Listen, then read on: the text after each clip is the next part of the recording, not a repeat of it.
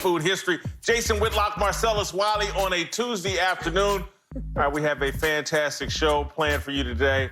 Marcellus's former mentor and teammate, Hall of Famer Bruce Smith, arguably one of the 3 or 4 greatest defensive players in NFL history.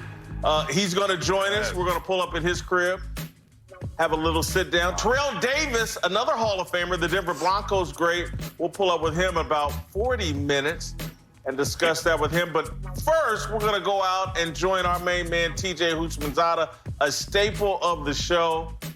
And we're going to start off by talking about a quarterback that TJ knows relatively well. He worked with him this offseason, Jordan Love.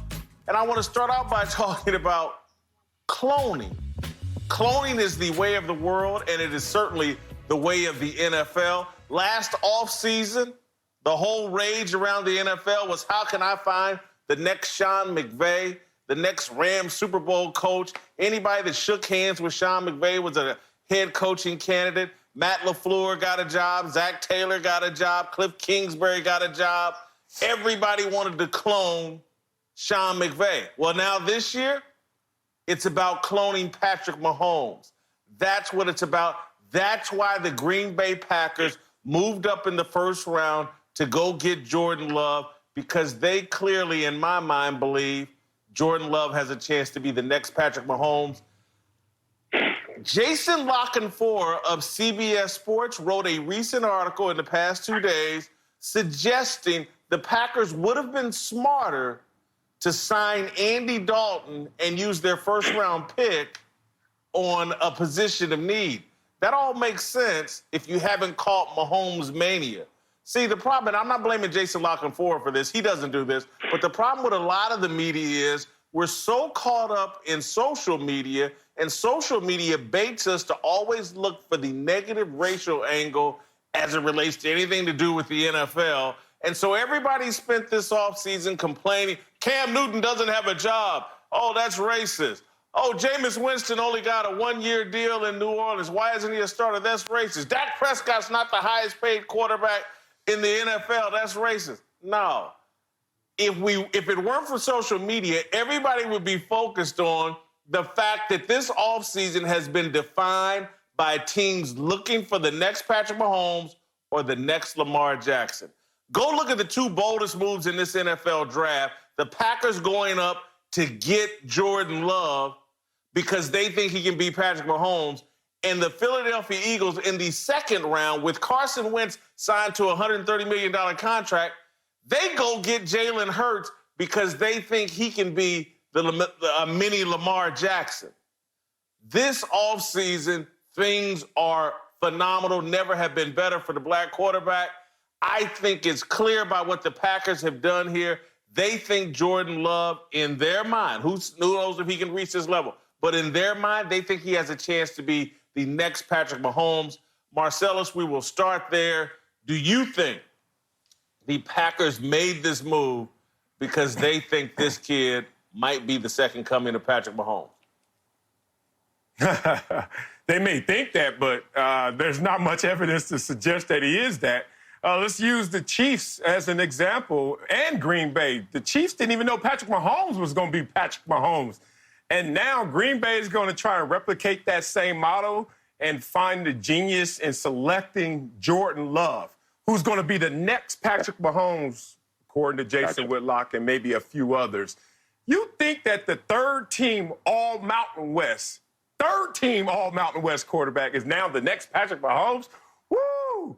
That's beyond 1 in a million. That's like 1 in Jason Whitlock dating Halle Berry. Like, it's really not going to happen. It's not that realistic. So, look, this is a guy who doesn't even have the same trajectory as Patrick Mahomes. Patrick Mahomes was a losing quarterback in college, but his touchdown-interception ratio vastly improved every year, and more importantly, his completion percentage got better every year. So even if he didn't have the overall team success, individually, looking at him in focus, you started to realize he was starting to pick this game up.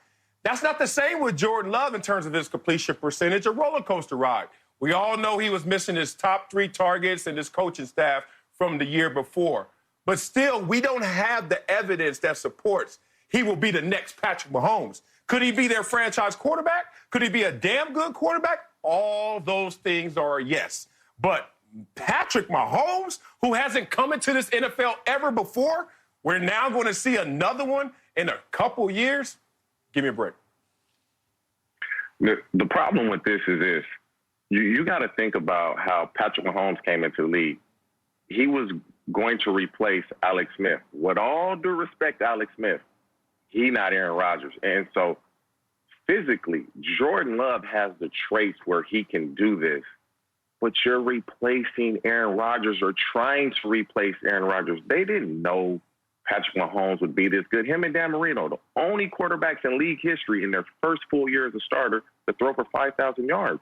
And so you're coming in behind Alex Smith. If you tell me in 1 year, is Jordan Love going to be ready to replace Aaron Rodgers? I'm going to say no, because physically it's on par. Mentally, it's not close. In 2 years, is that possible? Maybe, probably not. 3 years is more realistic. And then let's get into this. Green Bay has Devontae Adams. They don't have a Travis Kelce. They don't have a Tyreek Hill. Oh, and they don't have an Andy Reid. And so when you look at all of that, and Marcellus, you big on tangibles and intangibles, there's a lot of things missing in Green Bay that they have in Kansas City that lets that Patrick Mahomes show roll on. He has weapons around him. They don't have that in Green Bay. So in that sense, I wouldn't say Jordan Love is being set up to fail, but it's an uphill battle because you're going to be coming behind Aaron Rodgers, who's one of the best quarterbacks we've ever seen, and Mahomes didn't have that. Okay, nothing that has been said has defeated my argument, because do I think that Matt LaFleur and the front office of the Green Bay Packers think that Jordan Love has a chance to be a duplicate, a clone of Patrick Mahomes? Yes. That's why you go up and make this move when you have an Aaron Rodgers. The Chiefs, you're right. They had Alex Smith, who was doing a tremendous job, but he certainly isn't Aaron Rodgers and never was on that level. Aaron Rodgers, a two-time MVP. But when you go up and make a move this bold when you're sitting on Aaron Rodgers, that says you have a lot of confidence in Jordan Love and the decision you're making. It's a much more bold move than the Chiefs made on Patrick Mahomes. And yes, if you heard, we had Brett Veach, the general manager of the Chiefs, on this show. He certainly had a lot of confidence in Patrick Mahomes, and that's why they moved up to go get him at the number 10 slot in the NFL draft. So, again, I'm not predicting that the guy's going to be Patrick Mahomes. I'm suggesting that the belief system in Green Bay is that, man, this kid has a lot of the qualities. He only had 2 starters returning his senior year. His coaches left. We think this kid's a diamond in the rough. And if you look at the NFL and its history, go again, that's why I referenced Sean McVay. Do I think Matt LaFleur or Zach Taylor, are they going to do what Sean McVay did? No. But does the NFL get into a mindset where they see something successful and then they say, I want some of that? Who looks like that? Who potentially plays like that? And when I go look at the decision to go get Jordan Love in the first round and then for Philly to go out and do what they did with Jalen Hurts, it's clear to me you have this success from Mahomes and Lamar Jackson. It has inspired other teams to go out and make bold moves trying to duplicate that. Well, it shouldn't be clear to you because it shouldn't be clear to Green Bay and their brass. Let's use them against themselves.